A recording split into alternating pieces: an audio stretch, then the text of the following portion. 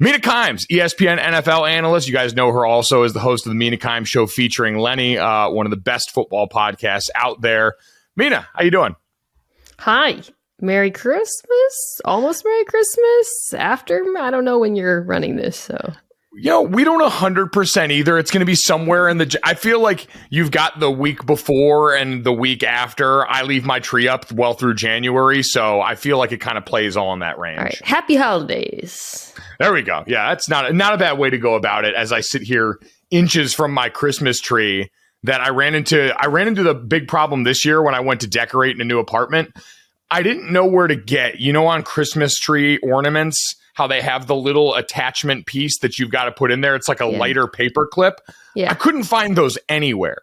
And so I ended up having to use actual paper clips, and it made the whole process of decorating the tree way less enjoyable. I actually have no idea where we got ours that we use, but maybe they came with the ornaments. Anyways. Yeah. Yeah. No.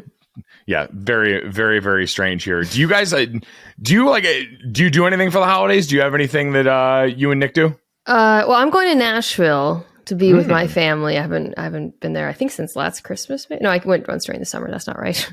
But still have a Christmas tree. Just leaving a few days before Christmas for that. I'm actually going to do a couple episodes of NFL Live from my parents' house, which I did last year too, in front of the background that my mom has set up for me, which includes her altar to her dog. So it's... Behind me, they're just like many figurines of Winston, their dog, making his NFL Live cameo. It's not my house. So the minute you moved out, they just replaced pictures of you with pictures of Winston, or are you in still pretty healthy competition with the dog? No, that would imply it's an equal amount. There's more pictures of Winston. There's more. There were no statues of me. It's custom. There's they have a custom, I don't mean to blow up my parents' spot here, but they have a custom replica of their dog. Have you ever seen those? It's like a stuffed animal company that makes a stuffed animal that supposedly looks exactly like your dog. Oh, buddy, my parents have two of them. It's so weird. The funniest thing is showing it to the dog.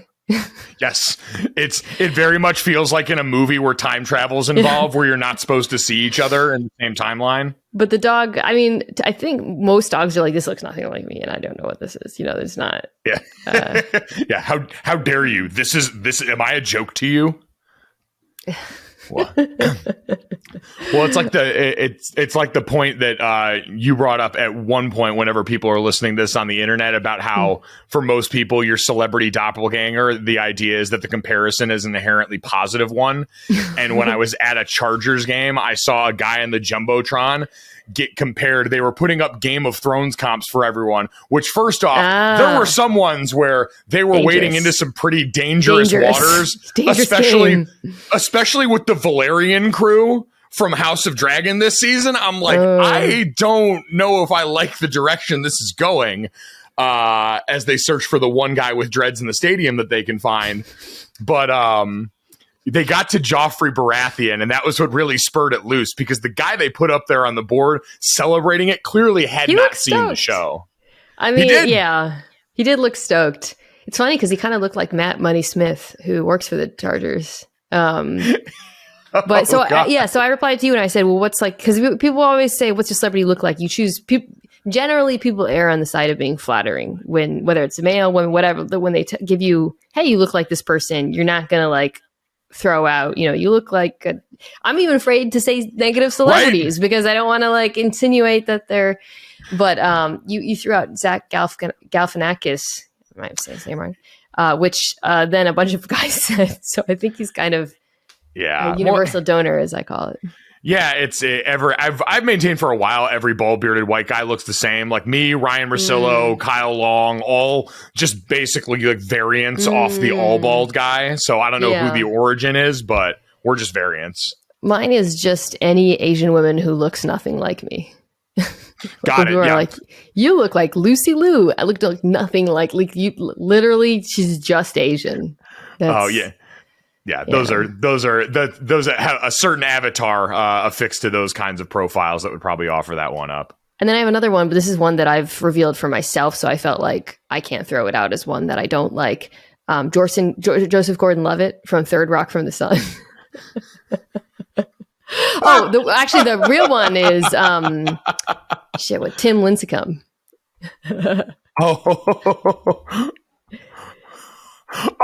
Wait, no. Just picture me in a hat. Somebody made a really deranged mashup of the two of us. It's on the internet somewhere. I think a Levitard listener. Yeah. That's one of those images we probably need to kill with fire. Yeah, it's out there. Yeah, it's getting dark out here. Happy holidays indeed to everyone here. Let the Mina Kimes, Tim Lincecum mashup haunt your dreams. Someone out there. My gift to you. Yeah, exactly. Mina, since we were going to jump up here and I didn't know exactly what week this is going to relieve, and I didn't want to paint us into a corner too badly with any specific team news, since especially this time of year, we see so many injuries and so many things pop up. There were a couple of general things. I want to play a game with you that I have dubbed window shopping, because I work in radio. I start with a kitschy name and I work backwards. So I want to do some of that, but I also wanted to touch on something because I realize you and I talk about this a lot via text and otherwise in and out of football season. And it sort of manifests itself in a major way this year of the NFL's approach to the run game for so much of this season. I know you and the crew on NFL Live have done a fair amount on just how the run game has changed, the way that the usage has evolved over the course of this season, and some of the things that you found there. And as we've gotten into December, I know that was a little bit earlier, I think in October or November. Have you seen that kind of hold up? Has what we saw from teams like the Giants, certainly led by teams like the Niners and the Eagles early on in the season, kind of held up as this league sort of shift back into bigger ball? I think, yeah, you're definitely seeing... I think like when we did that, there were a lot of offenses near the top. I would throw up Cleveland, Atlanta, Detroit at the time, that had better rushing attacks and passing attacks, maybe, and or at least they're thought of that way. And now I think when you look at the top 10 offenses, I don't have them in front of me. It's mostly offenses that can do both, and I think that is notably different from, I don't know, 3 or 4 years ago when there were some offenses where really all you had to do was pass the ball, right? Like I think of, like when the Bills started using all that 10 personnel, or frankly Arizona, but or Kansas City, earlier in Mahomes' career was not a good rushing team. Now they are. They don't always do it, however. But when I look at the top offenses in the league, they're pretty not necessarily balanced in the ratio, but balanced in their ability, I would say, to throw and run. And I think that seems to be the theme right now with NFL. The Eagles being the probably the poster child for this. Is the best offenses and defenses are ones that can do like a lot of things and respond to a lot of different looks or to create different looks in the case of defenses. And I think, like the Eagles every week have such a different game plan based on their opponent. They are the best rushing team. I don't know if they're the best rushing team in football by DVOA, but they certainly have the capability of being it. But we've seen a lot of games, especially recently, against good run defenses where they've decided to just throw the ball.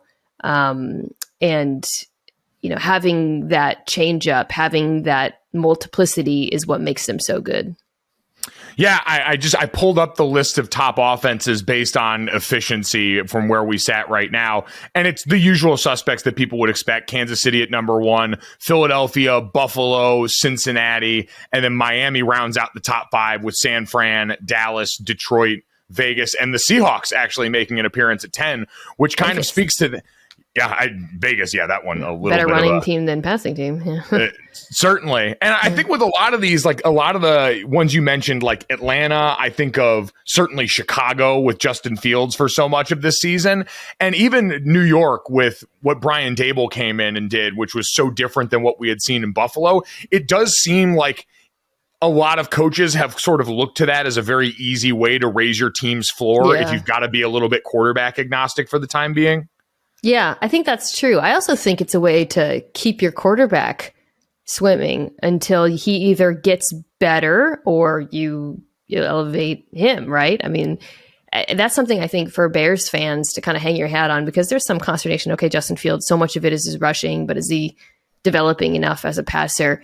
At this point now, we have 2 quarterbacks in the last few years who made leaps in terms of their accuracy and decision making that really didn't used to happen. And Josh Allen, and then when Josh Allen did it, we said, well, that's never going to happen again.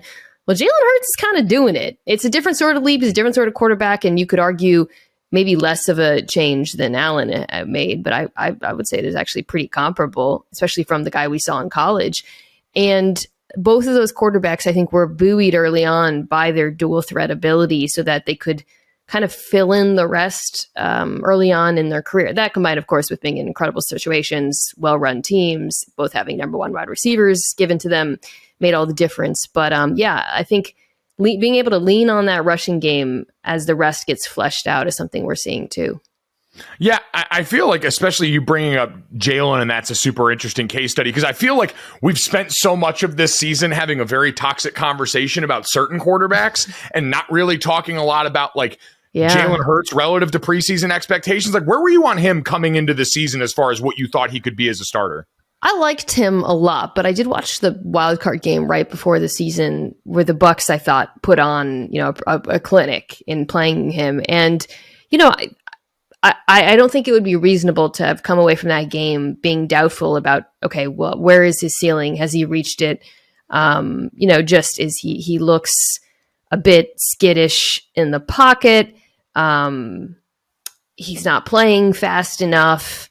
With Jalen, it's never been like, he's always had a pretty good arm. Like it's I would say less, which is sort of, it's different from Josh Allen, because Josh Allen, it was like the accuracy was all over the place. With Jalen, I think it was more like the timing of it, his timing, his internal clock. But it's impossible for me not to watch the Eagles this year and feel and witness like the improvements that he's made in that specific respect, and his decision making, the timing, his ability to throw with anticipation, which was something you really only saw fleetingly last season. So it is a pretty incredible leap. And you're right, it has been like a little bit overshadowed. Like we haven't really, we talk about how good he is, but I think we aren't talking a lot about how much better he is from year one. But of course, this was a guy who every year in college made those types of leaps. So it shouldn't be that surprising when you consider his obvious work ethic. No, and you're right. Like, his game in a lot of ways is certainly not the same, and his gifts aren't the same as Josh's, but I think you're right, in the trajectory has been really similar. And, the through line with a lot of this is, as you pointed out, where you land and how much that matters. Like, that's been another one of those parts of the conversation around Tua this season that I've always pointed out as everyone talks about the weapons and stuff. It's like, he just finally kind of got the chance this year to have a chance based on what the situation was around him and catering to his strengths, in the way that we saw organizations like Baltimore do to an extent with Lamar Jackson, Buffalo do with Josh, now Philadelphia do with Jalen also. So I feel like that's now the chief worry for a place like Chicago is, can Ryan Poles and this new group come in and try and mimic some of that, because you've got so many holes to fill around him at this point? Yeah, it's like the combination of organizational buy-in and also organizational know-how. Decision-making, is the coach good enough? Offensively, do you have the right guy? Like those examples do have all of those things, and it's hard to know at this point. I mean, the Bears go into next season, of course, with draft picks and a ton of cap space, and it'll be really curious to see what they do. This is a big part with Geno Smith in Seattle. I think kind of lost in the whole Russell Wilson decline, Geno, Russell in Denver, Seattle, whatever, is that Geno Smith has probably one of the most underrated wide receiver pairings in the league. ESPN has this like catch score metric, which is based on tracking, where they look at, openness. They're counting for everything, positioning of defenders in the field, all of that, and the throws. And Tyler Lockett routinely ranks, I think he might be the top receiver right now, and people are always really shocked by that. But as a longtime Tyler Lockett fantasy owner, I draft him pretty much every year. I am in no way shocked by that. That man is a magician. I mean, he's incredible. And I think, it shouldn't be too surprising that in some way, it's surprising that Geno's playing well, but it is surprising because the offensive line, people didn't think the protection would be there, but the receivers certainly are.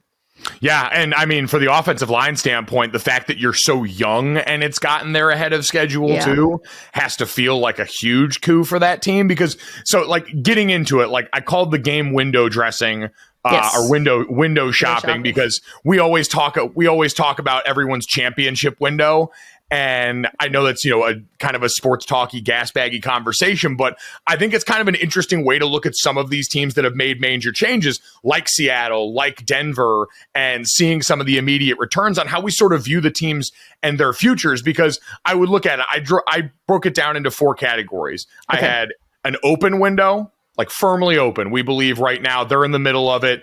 Teams that have quarterback and head coach that are aligned, that, like you said, can do a lot of different things on offense. So a lot of the teams that we named, the Chiefs, the Bengals, the Bills, the Eagles, the 49ers, and I even threw the Ravens in there because right now you've got so many of the core things that line up. Even the offense is suffering because Lamar's been injured. The one below that's where it gets interesting to me because I have open, opening, closing, and closed. Okay. And so kind of that in the middle, what direction it points. And Seattle was one of the teams that I had an opening for the exact reason that you mentioned, which was you've got so much around it. The interesting part becomes like, has it been enough this year now that we've seen from Geno where he's just the guy going forward? Like you try and ride this out now that this is seemingly something sort of the way that you found Russ in a spot that you weren't expecting, where now you've brought Geno in and you caught lightning in a bottle. It's a little bit trickier than if Seattle were, well, okay, let me just say what it is. Seattle is going to have one of the best draft picks next year. And that's what throws a little bit of a wrench into this because they have the Denver pick, which right now I believe is 2. We'll see where it ends up, but I don't think it's outside the realm of possibility to confidently say it's probably going to be a top 5 pick, right? They have actually the second rounder too, if I remember correctly. So, and then their own picks.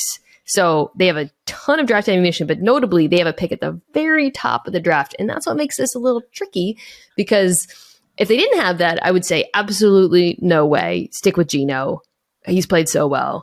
But, not only with a rookie draft pick do you have the potential to potentially upgrade a quarterback, you also have a quarterback who will be very cheap, which is an incredible asset in football. So I think it's I have leaned for much of the season on sticking with Geno. I mean, shoot, we've seen so many first round quarterbacks fail recently or struggle that it's like the bird in hand. But I can see a universe in which Seattle loves like a CJ Stroud or a Bryce Young, depending on how things shake out, where they might even like stick with Geno for a year and draft a quarterback. I think the other complicating factor for Seattle is the defense is very bad and very much in need of help. So as tempting as it is to take a quarterback, Will Anderson Jr. and Jalen Carter are also going to be right there. And you have the opportunity to get a game-changing player on the defensive line, which is sorely needed because it looks like they drafted pretty well at cornerback with Tariq Woolen and Kobe Bryant. See, what you just described there, if I were to have wiped the name of the team that we were talking about before, makes it really interesting because almost everything you described is the Detroit Lions, too. Team with a really bad defense that's improved some down the stretch of the season, but has this incredible offense and a veteran quarterback that was brought over to be the bridge guy that also apparently did not write back when people wrote him off in Jared Goff. And I talked with Trevor Sikkema from Pro Football Focus, and he was the one that kind of floated an idea that I've seen more and more in this last week or a couple of weeks after the Lions have started to perform even better in the middle of this win streak was, hey, what if you hold on to Jared Goff and you say, hey, I know we've got these 2 first-rounders as part of the Rams trade. What if I trade back and stack more capital? And what if I throw more at the defense and try and do that while I've got this quarterback that's comparatively more affordable and then try and work through it the way we've seen some of these other teams that have sort of built up the castle around before installing the king at the top? I think that I will say now, I think that's probably going to be the approach Seattle takes. Maybe they won't trade back. I mean, that's going to be like how much – I think Jalen Carter and Will Anderson Jr. are so special that it's going to be hard to trade back, even though it will be enticing if another team wants to trade in that position to get one of those quarterbacks. And if you can get a Motherload, then you probably trade back. But those are really good players. It's really tricky. I mean, these things are not easy. They're hard decisions, but they're both of those teams are in pretty good positions because I don't think anyone expected those quarterbacks to be playing well. And it's champagne problems, right? Do you ride it out and try to build the rest of the team, or do you go for the quarterback now because you think you've got a good shot at one of the really special ones? I think ultimately that's kind of where this comes down to is your evaluation. Do you really believe one of those guys is truly special? The good news, Mike, is teams always get it right, so yes. they'll be sure to make the correct decision. I can tell you one thing: the quarterbacks are going to be an interesting study because I think as we get closer to the draft, Bryce Young and his, I mean, you've seen Bryce in person. That size is going to become a very real factor. At some point, C.J. Stroud and his build will kind of be the same thing. There's going to be a weird Will Levis conversation that is no doubt going to happen post combine. You guys can just pencil that in now. Whew. Like physically freakish skill set that's worked in a Shanahanian offense for the last 2 years. It's gonna be a thing that we do. But you mentioned the name, the surest bet in sports. Just pick Jalen Carter. If you have the chance to pick Jalen Carter, pick Jalen Carter. He is terrifying. The moment where he lifted, it was a big man who he lifted. Oh, yeah, it was Jaden Daniels, who was the quarterback for LSU. Was he like 6'3"? Oh my God. He lifted him with more ease than I lift Lenny, my dog. Like, it was shocking. Yeah. I mean, I heard the full cast guys talking about that. That's got to be more disrespectful to be picked up than to actually be slammed down by a player. The disrespectful thing is not that he picked him up. It's that he pointed with his other hand at the sky. I don't think I've ever seen that in my history of watching amateur and professional sports. Play that, no tape needed, guys. Just play that moment over and over. Although the tape is really incredible, right? But I mean, I've somebody photoshopped him at my request in Wolf Gray, and it looked great. So. Oh, shiver me freaking timbers. Yeah, and I've seen God thanked in a variety of forms and fashion throughout the course of sporting events. Never seen it mid-play. That's the first person that's actually given thanks to their Lord and Savior in the middle of a play. That's how you know God's really on his side, too. Yes. Yeah. Yes, everyone might think it. Jalen Carter knows it. So yeah, that is an interesting dilemma for both of those teams, but they're both firmly in the opening. Like, very good days ahead. The foundation seems built pretty well. Like, just personally for you as a Seattle fan, though, it seems like this has been really enjoyable for people in Seattle in a way. Like, this is a team that I think most people had written off as like their window had closed. Like, this was going to be a hard reset or something similar to that because no one saw this from Geno. So this seems like it's been a fun ass year for you guys. Yeah, I think it's fun because I always find like NFL fandom is really interesting because either your team is really good. So there's like layers. I almost want to build like a tiered list of like fandom and how happy you are. So like the highest level is my team is incredible and we're going to the Super Bowl or we're a Super Bowl contender, right? Like, that's just everybody. I mean, it's challenging, but whatever. Like, not challenging for me. It's emotionally taxing to root for a good team in a way, but that's nirvana. That's what you want to get to. And then I would say the bottom is my team is bad and we've given up our draft picks. The Denver Broncos are in there. The Saints are kind of flirting with that, having traded away their pick. Rams are in an interesting spot because you want to see, so they're like above that because it's like, well, we did it, but we had it, but now we're bad, whatever. Yeah. So below my team is actually good is my team is bad, but I'm like bouncing around this tiered list. There's my team is bad, but we're going to get Bryce Young or whatever. So Seattle's an interesting place because they're not bad and they have the elite draft pick. So I would say they're like in between the actually good tier and the bad tier, but we have the good draft pick tier because they're enjoyable to watch and that enjoyment is not coming at the cost of the future. So you're like threading a needle there. Oh my God, the Eagles are at the top because they have the freaking draft pick and they're going to the Super Bowl. So it's unbelievable. See, like, they just are in total nirvana. So there's all these different layers, but yeah, I think it's like in the second tier of enjoyment of like being actually good. Cause I don't really think they're an actually good team. They have actually good players and actually good pieces, but then also having hope for the future. So it's convoluted. Sorry. No, but I think it makes sense, and it fits into the like opening idea of teams that are entering sort of a good window, because all those you described, even the bad ones where it seems like you've got an arrow pointed north in one direction, right? Yeah. You've got hope for offseason spending. You've got hope in draft capital. You've got hope in a new coordinator, a new system. Like, I would put the Falcons in that category of, hey, you've got hope right now because you've had a bad team that's got the arrow pointing down for picks, but you've got a fun offense that's gone out here and got the most out of Marcus Mariota that you possibly could before that well ran dry. Honestly, like the Panthers are kind of like that too. Like it's a team that's not great, but they have good players. They have young players who are playing well, and they're going to have, well, we'll see where the draft pick is, but there's something to build on there. Where does a team like the Vikings fit into that conversation? Because you've got Kevin O'Connell there, who's a new coach and has reinvigorated the offense. Like it's everything that people wanted coming off the Mike Zimmer era, where the offense had gotten kind of stale, but the defense has been totally left behind. And so you've got that, and Kirk Cousins feels like a known commodity, but you've got the best wide receiver in the NFL. Like I put them in opening because I feel like with that much young promise on offense, and with a coordinator or a head coach coordinator that feels like he's going to be an asset on that side of the ball, I'm counting on them addressing defense in the offseason. But am I reaching too much for them? Is the arrow pointed in a different direction?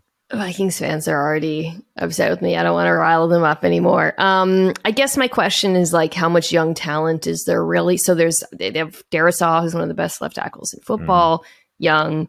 Justin Jefferson, incredible.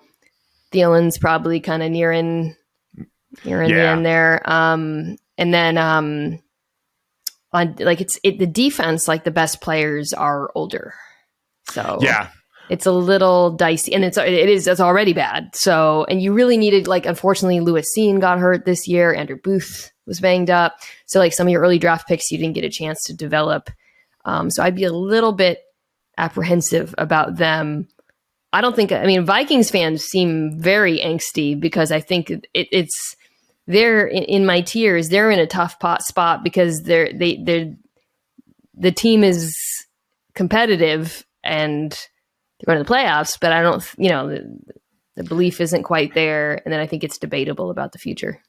Yeah, that seems like a team that is going to be a regression monster next season, with all the close games and just how they've won. Like, I know people have made the big thing, like point differential's obviously been the banner that's flown for a lot of this, but as you've pointed out, like DVOA, efficiency, a lot of the advanced metrics that paint a like more detailed picture also spell average football team who's been able to win with, penalty margin and turnover margin and all these things that are actual hidden yardage in a game. I do wonder if, like, to go elsewhere in the division, they're almost going to be like the Lions were with Stafford and Megatron, where like, best wide receiver in football, quarterback who's like a little bit up and down, but has like high moments, but the rest of the team never quite seems to fill out the right. But, we'll see what happens with some of those younger defensive players. Yeah, I'd say they were one of the confusing ones for me because a lot of the other ones, like Jacksonville, finally got a competent coach. Your quarterback really seems to have flashed. For sure. They're a very chaotic team. I think I saw Ben Solak tweet not too long ago that they score a ton of points against the good defenses and then not a lot against bad defenses, and they're really hard to predict. I would never bet on the Jaguars. They have to be the highest variance team in the NFL. Like week to week, who knows what? I mean, they got killed by the Lions and then they killed the Titans. Like, what? It doesn't make sense. No, they're very chaotic, but arrow firmly pointed up there. I would say like Dolphins are an easy one in that one. Jets feel like an easy one in that one with the defense they've built and the young skill players on both sides of the ball they've managed to pull up here. The only other one that was interesting to me, like I would, and I don't want to spend too much time on them for obvious reasons, like the Browns technically fall in this category. There's a lot on the football field to like there, and we know why they invested in the quarterback that they did. So, this is coming out in a couple weeks, so maybe Watson lights the world on fire in between us having this conversation, but thus far it's a little worrisome. Yeah, no, it's definitely not been the return that they were looking for, even if people want to, use the time away and the amount of time away as an excuse to some extent. It's still been pretty tough to go. But then the Giants, because theirs is confusing because Brian Daboll feels like the coach that has lit the fire under their ass in so many ways. They had a great first half of the season, but it clearly doesn't seem like Daniel Jones is going to be the guy there anymore. I didn't think that was going to be the case unless it was at really the right price and you just aren't in range to get anything else. But what was your read on them? The Giants are tough because there's a lot of needs. Secondary need, skill players need, quarterback need. That's a lot of very important positions. I will say, I think I did this a couple weeks ago. Something that is encouraging is I think their defensive line all of their early picks have really flashed this year. I've really liked what I've seen from Kayvon Thibodeau after the first few weeks of the season. Once he really heated up, I think he has the potential to be a really complete player. Ojulari's put on some good games. Dexter Lawrence has been extremely good. So there are some, and then we know Andrew Thomas is really good. We'll see how Evan Neal finishes out the season. I don't know, maybe you have a more strong take on him at right tackle. Because there's like building blocks in the trenches, but it's outside of the trenches that they need to do a lot of work. By the way, quietly very sexy year for interior defensive line play between what's gone on in Buffalo, Christian Wilkins becoming just completely unblockable in Miami. God. I did a segment today. We did a read and react where we kind of highlight something around the league. DJ Reader in Cincinnati is one of the most important players in the NFL right now because, and this goes back to what we were saying about the run game, the most valuable thing in football, not the most valuable thing, but if you can stop the run without allocating extra resources towards stopping the run, that is very powerful. And it's part of the reason why the Cincinnati Bengals defense, like Lou Anarumo, was able to scheme up so many different defensive looks, whether it's their now, I guess, signature drop 8 or whatever, or,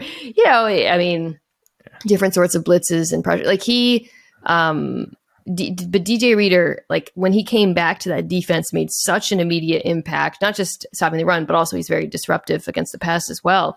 It's a big deal for Quinnen Williams in New York. Oh, man. Him, Simmons, Ed Oliver in Buffalo coming on.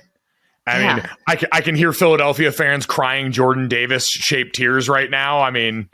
It's and to your point, that's been one of the biggest things. We talk all the time about the things that offenses have sort of lifted from college to the NFL. I think defensively, what we've seen Kirby and Nick Saban and a lot of those teams run. Lenny's very passionate about interior defensive line. I think I might have a delivery. 1 second. Okay, go for it. Okay. So yes, shout out to all of the NFL's fine interior beef. Yours is the kingdom of heaven. No matter when this is released, no play will top, by the way, offensively, Dan Campbell throwing the ball to Penei Sewell on a 3rd and 7 to clinch the game. God tier coaching move. My sword and my shield forever belong to him. I think he's a good coach. It's always hard to, like, with head coaches, we tend to just focus on, like, a few decisions a game and, like, unless they're calling the plays, then we look at the play calling. But when they're not calling the plays, like Campbell, it's like, okay, I like a lot of your decisions. I like the aggression. I like the coaches you did hire. Your team play, like, I know it's like, I feel like everyone says this about the Lions. They play hard, but it's not easy to bounce back after a 1-6 start and do what they've done. We'll see if that holds. But, yeah, that was incredible. It was almost balletic, like his movement abilities. It was like an enormous cat, like jumping. I don't know if big cats jump, but no, it was like a dancer because there was like a little pirouette to it as he went over there. My only regret was that he didn't stay up long enough to absolutely punish someone in the open field because he would have. He's got that dog in him. Like Penei, a 22-year-old fully grown man. I love it. I saw, there was obviously, you remember the Penei versus Jamar Chase debate as it pertains to the Bengals. And at first I was going to tweet like something like, well, can like Jamar Chase block? But he actually can block. He's like a good blocker. So it didn't really make sense. Yeah. So it was Penei who had to prove himself. But that's a rare, like both sides worked out kind of thing. I don't think there's any losers in that one. No bad choices. You could absolutely along the way, I'm sure, Photoshop Jamar Chase into blocking for Joe Burrow and get him throwing to himself. So it's a beautiful moment for big people everywhere. I want to look at the bottom half of this in the closing and close. First off, I want to start at like the very bottom. Tell me if you think there's any that don't belong. Closing. Closed. Yeah, enclosed. Like pack it up. There is nothing to worry about. Gotta here. Rebuild. Yeah. Patriots.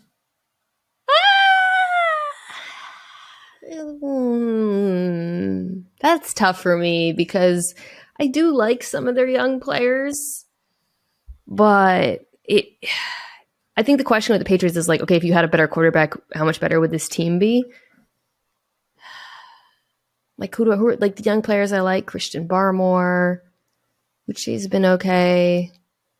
Kyle Duggar is really good. They have like young corners. I actually like their latest draft class. I don't know. I might put them more in that third tier.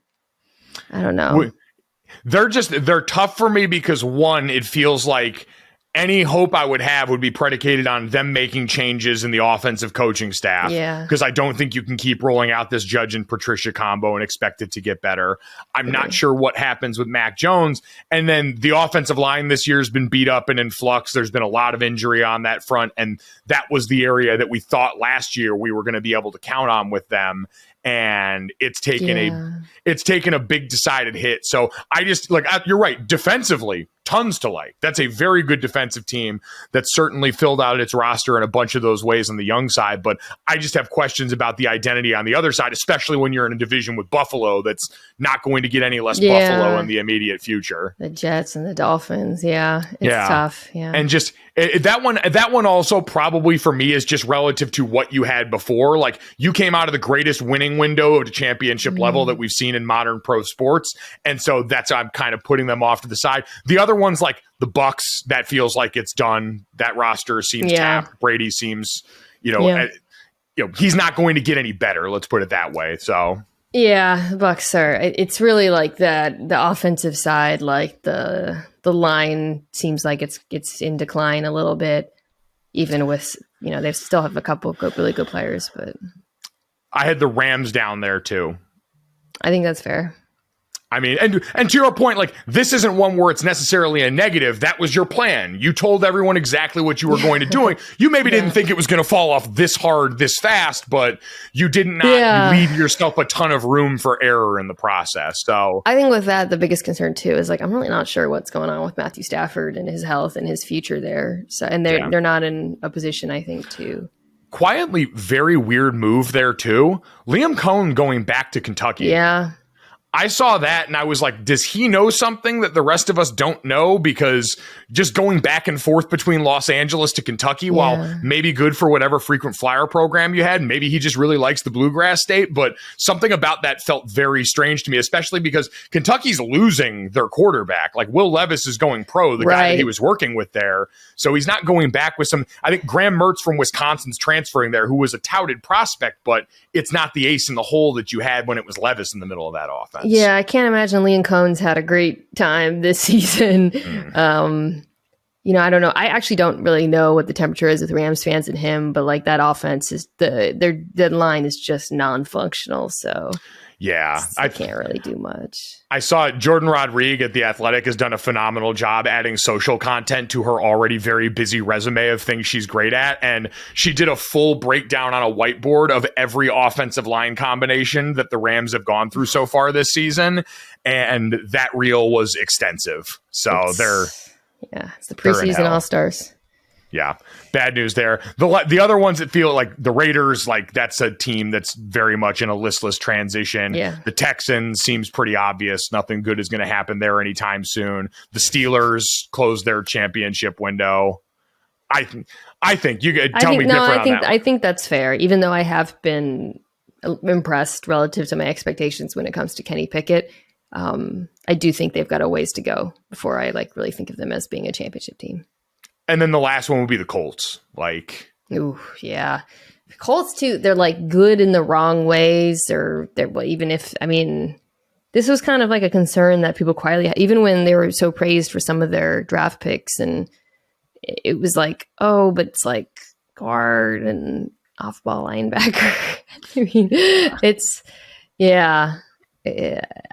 I think that's a good choice there. So the last complicated group then, and I'll just read it start to finish. You tell me what think of in the closing category. So it's still open, but we're definitely on the back half of this. Packers feel like an obvious candidate for this one. Broncos, Titans, Saints, Cardinals, and Cowboys. The Broncos are so tough because I don't know how they're going to get better on offense. They can't move on from Russell Wilson. They don't have a path towards the only way they're not closed is if he dramatically turns it around, Mike. I mean, I guess in a couple, it's an incredible defense, but I don't know. That was my only thought is maybe if something clicks, and I would imagine like Wait, did you say the Cowboys? Yeah, I said the Cowboys in there too. As far as closing, I think their best days are behind them, don't you?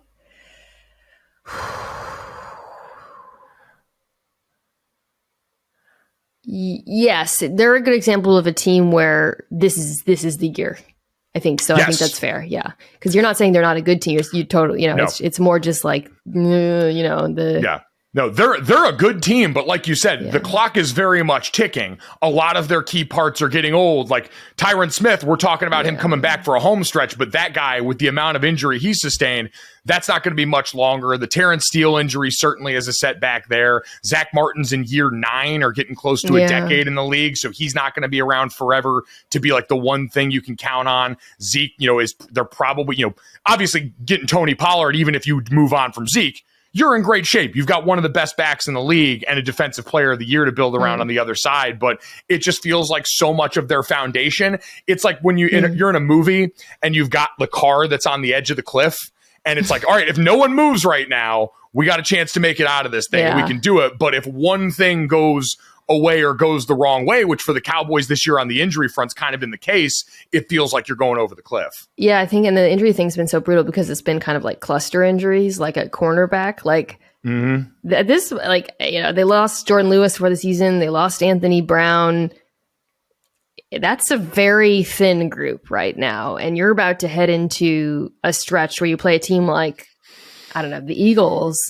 They will find those mismatches. Hopefully, however old Jason Peters can hold up at right tackle. He looked really good on the game-winning drive now that Terrence Steele's out for the season. But again, what happens if he goes down? Like this is, it's just, it suddenly, you're right. I think you're right that it's like, it's very precarious in Dallas. It's very precarious. Yeah, and you know what? This is one where like maybe they have a chance to flip it if there's some really prudent moves made in the coming couple of off seasons as you recycle around, because you've got great receiver and skill talent. You've in theory got Dak that's going to be there and be a foundation there for a while, and then those players on defense. You've got pass rush and pass coverage set up with at least a 1-to-1 the way the Rams were able to build around for so long, but it just feels like it's going to be requiring the appropriate tinkering. And with Jerry, that's always kind of an adventure, even if he has, filled it up right up until this point.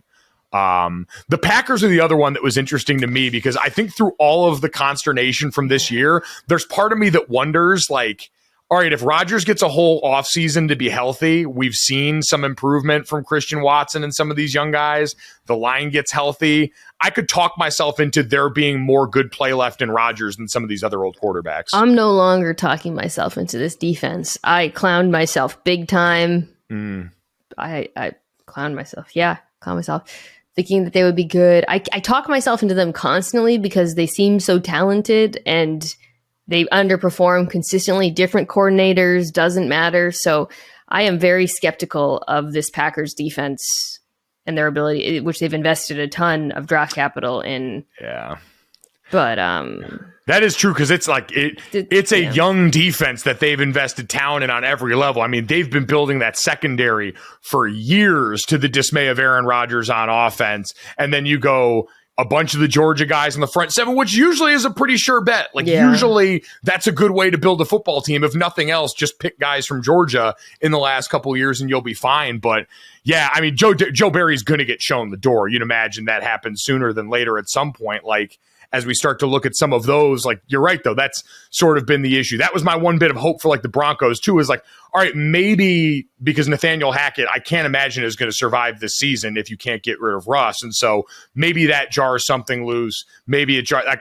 You're right. I'm talking myself into getting hurt again. I could feel it whirring in my head right now. It's kind of just like there's teams where when we talk about this kind of concept as a window, the talent's not going to be that different at key positions. So the question is, can coaching get more out of them? And we've seen that before in the NFL, but that to me is the hardest thing in football to project is, can a coach get more out of this quarterback or this roster?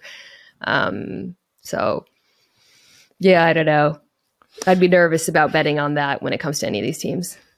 And that's why their window's closing. It's inching down ever so slightly. You can get a little breeze coming in the house, but it's not much more than a faint whisper at this point.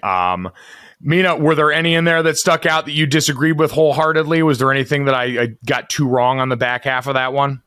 No, I may be a little bit more optimistic about Dallas than you. Just having one of the best young pass rushers, the Tyler Smith pick, seems to have hit, but there are holes elsewhere on the roster. I don't have cap in front of me, but I think they're pretty capped out if I remember correctly. So that obviously factors into all of these teams' cap space and draft picks. So that's fair. I think, and conversely, I think I'm a little bit more pessimistic about Green Bay than you.